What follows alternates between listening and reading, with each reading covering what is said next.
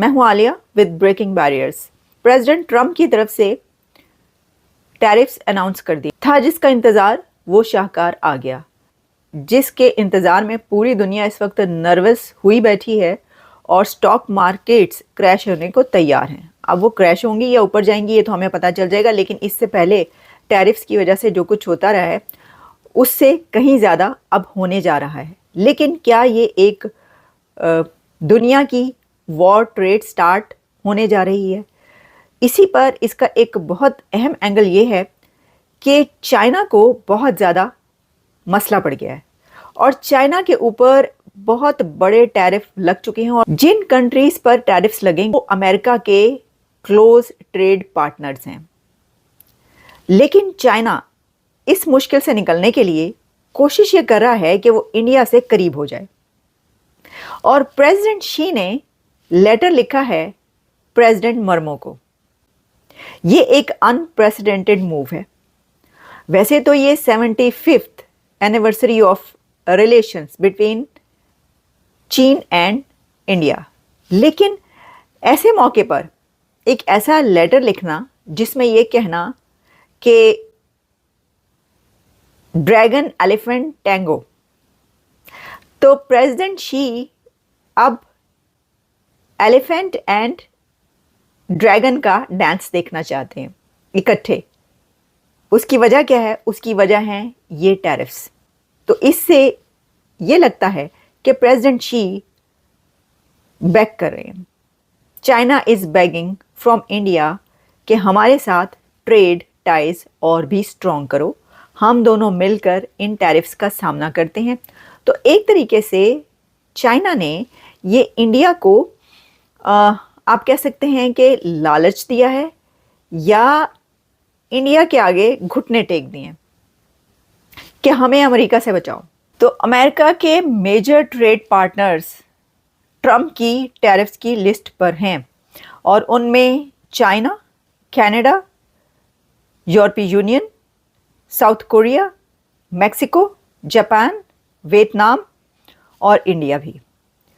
तो जब ये ट्रेडिंग पार्टनर्स ये देखेंगे कि हम पर टैरिफ्स लग रहे हैं तो इनका जवाब क्या होगा? इनका जवाब वही होगा कि जो जवाब आना शुरू हो गए हैं। जैसा कि आप जानते हैं कि जो अमेरिकन गुड्स हैं उनको कुछ कंट्रीज़ में, जिसमें कि यूरोप के कंट्रीज़ हैं, कनाडा है, कनाडा की तो वजह है, कनाडा और अमेरिका के बीच तो इस वक्त जो रिलेशंस हैं वो बड़े ही सख्त ख़राब हुए हैं। तो कनाडा ने क्या किया है कि जो उनकी मार्केट की शेल्फ्स हैं वहाँ से अमेरिकी प्रोडक्ट्स को हटा दिया है, और वहाँ पर एक कैंपेन स्टार्ट हो गई है जिसमें लोग ये कह रहे हैं कि हम पहले जो अमेरिका की शराब पीते थे अब हम अपनी बनाकर पिएंगे। बल्कि ऐसा भी हुआ है कि अमेरिकी शराब पर उन्होंने अपना नाम लगाकर लिख कर रख दिया है, लेकिन बायकॉट हो रहा है। इसी तरीके से और कंट्रीज़ जिनके ऊपर ये अनाउंस किया जा रहा है कि हम ये आपके ऊपर ये अब टैरिफ लगाने लगे हैं, तो एक तो ये कि उन्होंने जवाबी टैरिफ अनाउंस कर दिए हैं। तो अमेरिकी मसनूआत हैं, प्रोडक्ट्स हैं, वो पूरी दुनिया में जाती हैं, बहुत ज़्यादा सबसे बड़ी ट्रेड होती है। तो उसमें अब उनकी वो जो कंट्रीज़ हैं ये सारे मिलकर, बाकी की दुनिया जो है अमेरिका के अलावा जो भी उनके ख़िलाफ़ हैं इस वक्त, वो सब मिलकर इन अमेरिकन प्रोडक्ट्स का बॉयकॉट करने की एक कैंपेन चला रहे हैं। नाउ दिस इज़ अनबिलीवेबल, क्योंकि ये अगर होता है तो फिर उसको जो है वो कैसे रोका जाएगा। लेकिन अभी हम उस तरह बढ़ते हैं कि जो मैंने ये कहा कि एक ख़त लिखा गया, और शी ने जो ये लेटर लिखा है उसके अंदर क्या लिखा है? वो लिखते हैं, both ancient civilizations, major developing countries and important members of the global south are both at a critical stage. The right choice for China and India to be partners of mutual achievement and realization the dragon elephant tango. ये तो कहा था she ने, ये इस letter में लिखा। अब इससे आप अंदाज़ा कर सकते हैं कि इनके शी के जो ये अल्फाज हैं, वर्ड्स हैं, ये क्या बता रहे हैं? ये बता रहे हैं कि उन्होंने एक कदम नहीं, दो कदम नहीं, 4 कदम आगे बढ़कर, बल्कि झुककर और एक फर्शी सलाम करते हुए को और घुटने टेकते हुए नीचे उन्होंने कहा है कि पाइन साड़ा कुछ नहीं बनना, अमेरिका हमारे खिलाफ हो गया तो आप हमसे मिल जाएं। तो भाईजान ये नहीं होना। ये मैं आपको बता दूं कि इंडिया और अमेरिका के जो पार्टनरशिप है वो बहुत क्लोज इस वक्त हो चुकी है। आप देखिए, अभी भी आप देखिएगा, ये जो टैरिफ्स लग रहे हैं ना, इसको इंडिया कैसे टैकल करता है। और अमेरिका को भी पता है इंडिया की स्ट्रेंथ का। वो उसने भी, प्रेसिडेंट ट्रम्प ने दरवाज़ा खुला रखा हुआ है, कोई ना कोई खिड़की दरवाज़ा, कि देखते हैं क्या होता है। वो भारत से अपने वो नहीं कर सकते। यहाँ पर देखिए, ये समझा जाता है कि एक बड़ी ट्रेड और सब कुछ हो रहा है, तो वो तो बहुत फ़ायदा, हम उनसे क्यों पंगा लें। लेकिन चाइना तो है राइवल, चाइना तो सबसे बड़ा राइवल है रशिया एंड चाइना अमेरिका के, तो उनके लिए तो ये होगा। इससे ज़्यादा, कहीं ज़्यादा बढ़कर जो है उनके ऊपर एक्शंस लिए जाएंगे। लेकिन इसके बाद मर्मो कैसे जवाब देती हैं प्रेसिडेंट मर्मो ने जो जवाब दिया ना, वो उन्होंने कहती हैं, India and China are two major neighbouring countries that are home to 1/3 of the world's population that is stable, predictable, and friendly bilateral relationship will benefit both countries and the world. That's it. That's it. The end. उन्होंने उनका जवाब जो है वो इस तरह दिया है, 2 लाइनों में उन्होंने कहा है, और उसमें उन्होंने ये कहा है कि ये जो है ये predictable and friendly bilateral relationship will benefit both countries. वही जो कि भाई एक आम सा जो वो होता है ना, लिखा लिखाया रटा रटाया, वो उन्होंने बोल दिया उनके सामने। तो भारत की तरफ से जो है वो no green light, red light ही सिग्नल के तौर पर नज़र आ रहा है। एनीवेज, देखते हैं कि आगे क्या होता है। कि बल्कि ट्रम्प की नहीं, वाइट हाउस की जो सेक्रेटरी हैं, जो कि डेली ब्रीफिंग पे आती हैं, कैरोलिना, उन्होंने क्या कहा है ज़रा सुनिएगा।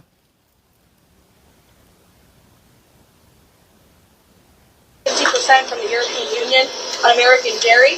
You have a 700% tariff from Japan on American rice.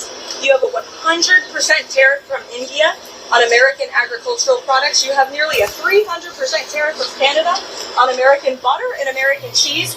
This makes it virtually impossible for American products to be imported into these markets, and it has put a lot of Americans out of business and out of work over the past several decades. So it's time for reciprocity.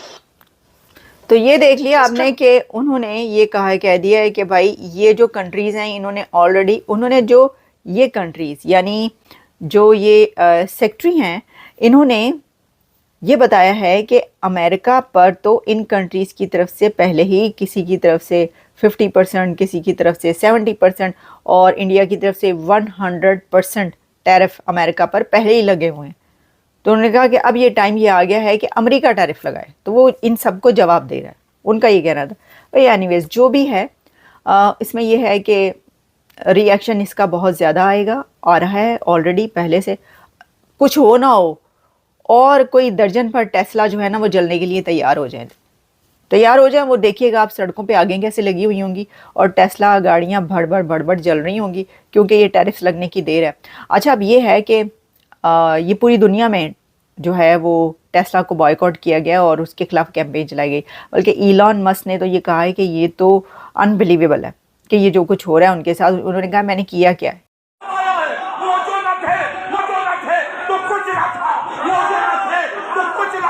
वो जो ना हो तो कुछ ना हो, वो जो ना थे तो कुछ ना हो, वो जो ना हो तो कुछ ना हो, जान है वो जान है।